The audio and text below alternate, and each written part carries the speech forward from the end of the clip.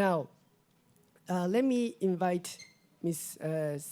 Chantal Sicile-Kira, who is the founder of the Autism College, which provides a platform to empower parents and teachers of children with autism. She is the award-winning author of 5 books, and she is a leader and advocate in the field of autism for more than 25 years. And she has her book here, so you can approach her later. And her areas of expertise include the effects of autism on the families, adolescents, and transition to adulthood. She has served on the various nonprofit advisory boards, including California Senate Select Committee on Autism and Related Disorders, and was appointed to serve as a co-chair of South County Autism Regional Task Force. She travels around the US and the globe to empower parents and teachers who have children with disabilities.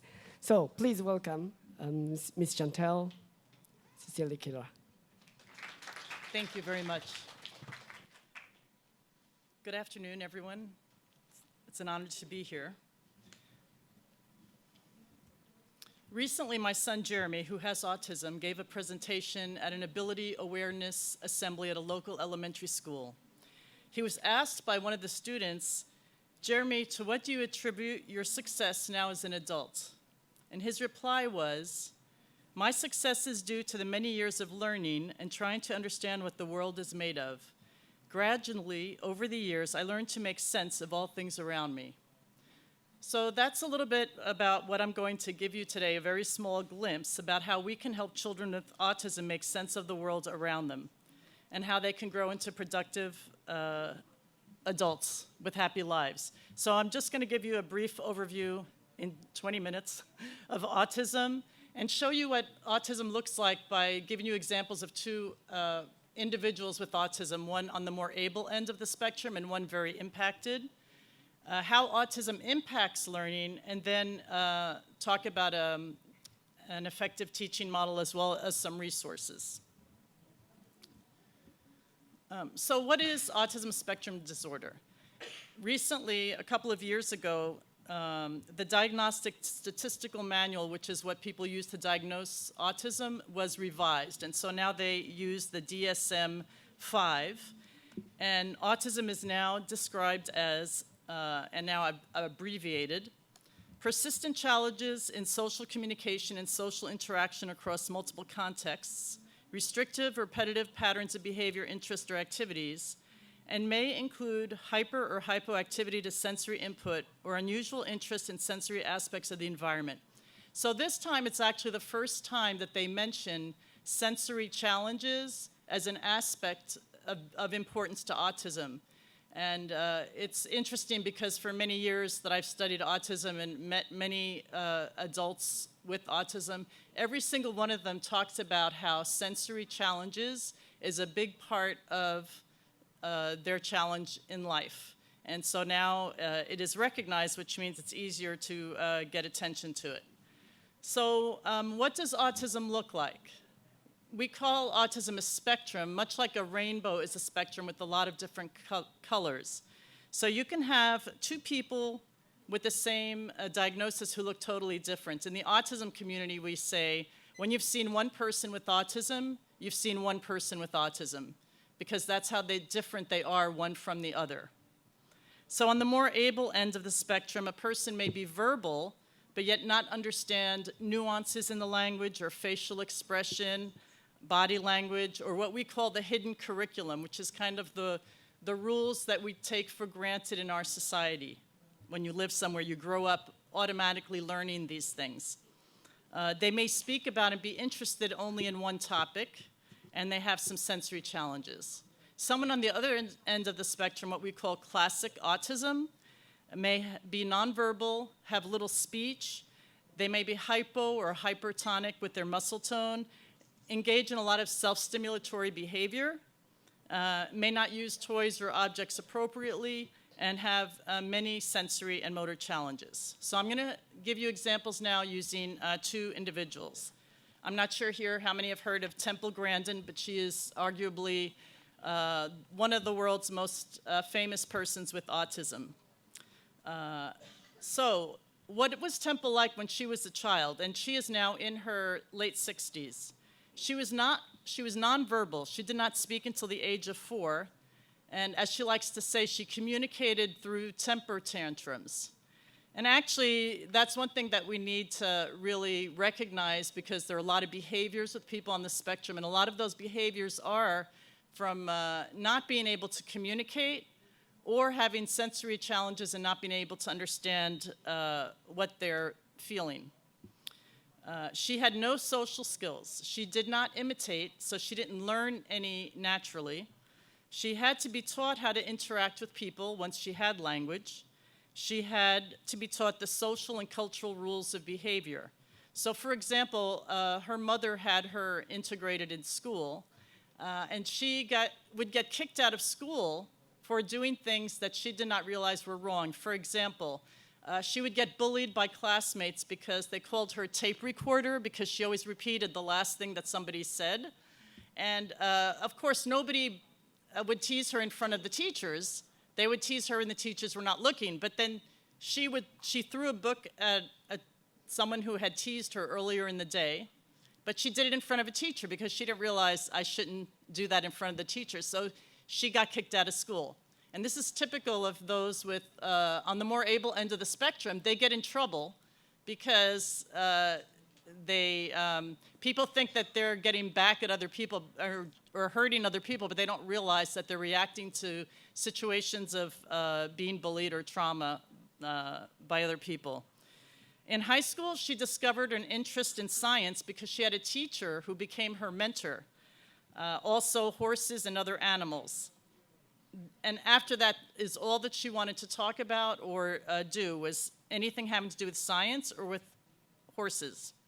She had a very sensitive hearing, and she would describe the sensation of a school bell. She would say, "A school bell hurts my ears. It sounds like a dentist drill going through my ears." She needed deep pressure to feel calm, and so she actually invented a machine where she would put herself in the machine. It's called the squeeze machine, until it would squeeze her until she would feel very calm. She was, and she still is, a visual learner, and she describes that as being like a computer accessing files. If you say the word church to her, she sees 100 images of church pop up in her mind because that is how she thinks, in pictures. So now Temple is a professor at Colorado State University. She's the author of 10 award-winning books. She's a leading authority on livestock handling facilities and has her own business. In fact, 75% of the world's slaughterhouses where animals are slaughtered for food come from a handling facility designed by Temple. So the animal goes to death in a calm, painless manner. The meat is more tender.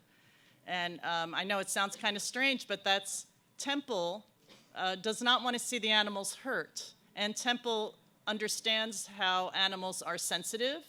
And so she's able to design these ways of them going to death in a way that is painless or appears to be so for them. And she credits her autism with this ability. In 2010, she was named one of Times Magazine's 100 most influential people in the world, and there was a movie made based on her life, which won 7 awards. And if ever you have an opportunity to see it, I think you can stream it online. Temple Grandin, it's really well done. On the other hand, the example for classic autism, I'm going to explain a little bit about my son, Jeremy, who was totally nonverbal as a child and still, despite early intervention, can only say a few words. He was very hypotonic, could not move his muscles at all, needed physical therapy to learn everything. With the help of a physical therapist, I repeated the exercises twice a day for 30 minutes, and this is how he learned to sit, to walk, to feed himself, everything. Jeremy describes autism as, for me, it means being stuck in a body that doesn't work well and not being able to speak. Again, no social skills, did not imitate, spent his time spinning tops and all his toys unless he was engaged by a teacher or by me. Visual processing challenges. In other words, he could see, but he cannot process what he is seeing. Same with the auditory when little. At 13 years old, we began to teach him to communicate by pointing to letters on a letterboard. It took 2 years to get to open-ended conversation. And we discovered in high school that he was an auditory learner.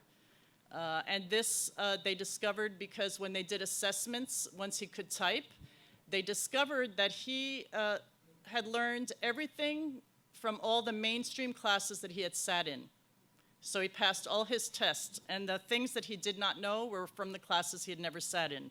So even though he had never been able to read the information or to do the homework, he learned it all from listening.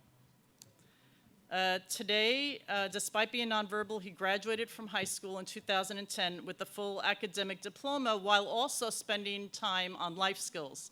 To me, life skills were really important aspect of preparing for the future. But he kept insisting to the teachers that he wanted to learn, so that is why they put him on an academic track. He co-authored a book, A Full Life with Autism. At the age of 24, we discovered that he had synesthesia. Synesthesia is when the senses in your brain are mixed. How many of you here have heard of people, when they hear music, they see colors, or they see letters and numbers and words in color? We discovered that my son did that, and then my son started to describe seeing people's emotions as color, and now he earns money from painting people's portraits. He paints their colors, their emotions. So how does autism impact learning? Well, before we get to that, since we're talking about inclusive education, I do want to say that both Temple and Jeremy were educated long before model programs were in place. Temple's in her late 60s, Jeremy's 27. So what did Temple and Jeremy have in common besides autism? They were so different in terms of their autism. They both had mothers who never gave up on them, mothers who believed in inclusion and who fought for them to be included in the education system. The other thing we had in common is both Temple's mom and I were told to put our children in institutions and to forget about them. But instead, we took action and we taught them at home by engaging them as best as we could. Now, of course, we were really lucky because I'd worked with people with autism before having my son. And also, I was able, as a writer, to work at night. I could do my writing and be available for my son, which, of course, a lot of people are not able to have that. A lot of parents can't do that. So how does autism impact learning? Well, you see that there are different levels of difficulties depending on whether you're someone like a Temple or someone like a Jeremy or somebody in between. But they all have the same challenges, different levels of difficulties, but the same challenges. They don't naturally imitate. They have challenges with communication and social challenges. They do not appear connected emotionally.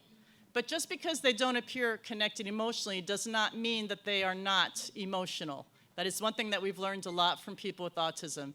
They're very empathetic. They're very emotional. They just don't show it the way that we do. They have difficulty in making sense of their worlds. Their sensory processing challenges can be visual, auditory, kinesthetic. They may have movement differences. And so that's really important for learning and teaching, is what kind of learner are they? Is someone a visual learner? Is someone an auditory learner? Because a lot of times we say that people with autism are visual learners.